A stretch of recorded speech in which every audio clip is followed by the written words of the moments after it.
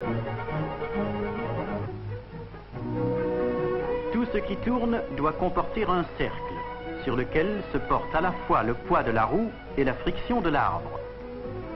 On l'appelle tout simplement le roulement.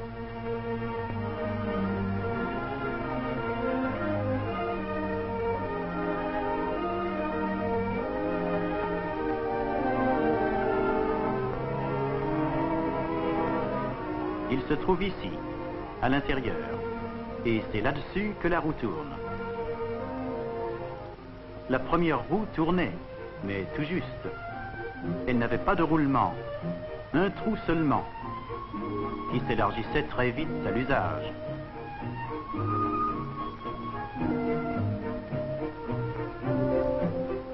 Les ingénieurs grecs et romains fabriquèrent une roue plus attrayante, bien que rudimentaire encore.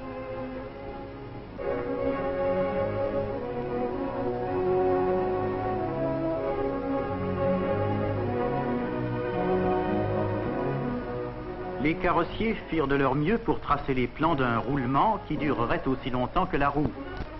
Mais il leur fallait bien se contenter, vieil essieu, toujours le trou dans la roue. Le plaquage de métal avait du bon. De même que le graissage spécial, mais cela n'empêchait pas l'usure du roulement de se produire sous l'effet de la rotation.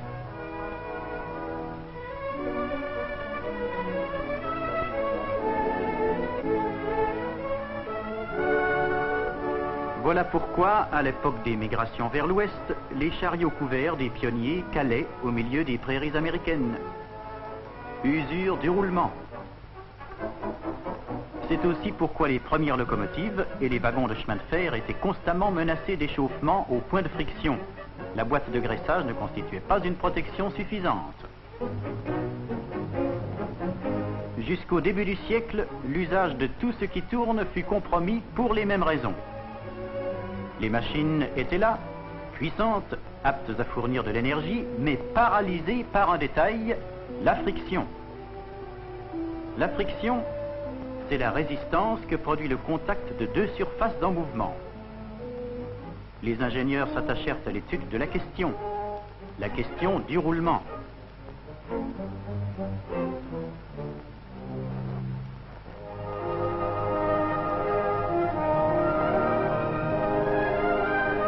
Voici comment le problème de la friction fut résolu. Si vous prenez un bloc de métal pesant, et si vous essayez de le pousser sur une surface quelconque, le départ est assez dur. Nous avons une friction statique. Quand le bloc se meut, nous constatons les effets de la friction. La surface du bloc entre en conflit avec celle de la table, qui est écorchée par le métal. Si l'on augmente le poids, la friction devient plus forte.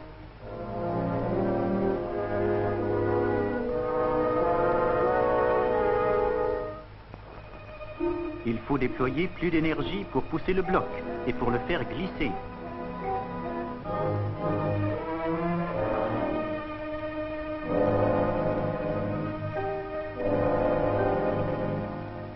Mais si nous plaçons entre les deux surfaces un objet qui roule, le bloc sera aisément poussé et la manœuvre deviendra facile.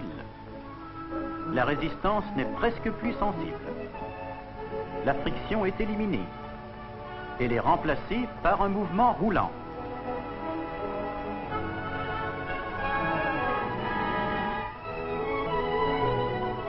La différence est beaucoup plus grande quand on remplace les rouleaux improvisés par des rouleaux calibrés avec précision.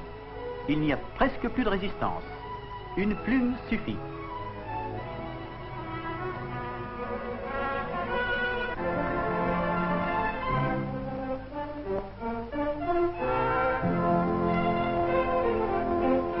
Presque pas de résistance, même si l'on augmente le poids.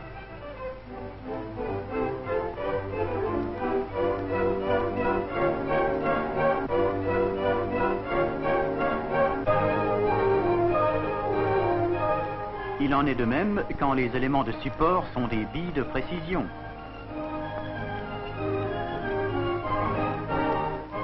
Mais en quoi tout cela intéresse-t-il le problème de la friction et du roulement?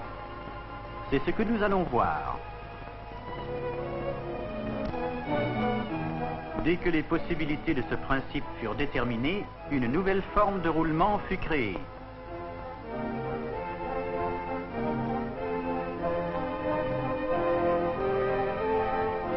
Voici le principe initial du roulement.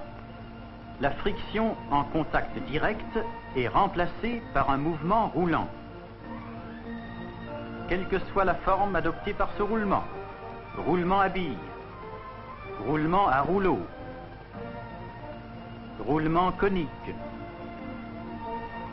rouleau plus fin pour diminuer encore la friction. Comme on le pense bien, ce procédé n'est pas né en un jour. Il a fallu des années de recherche, poursuivies à travers les innombrables pièces mécaniques compliquées où une friction se produit.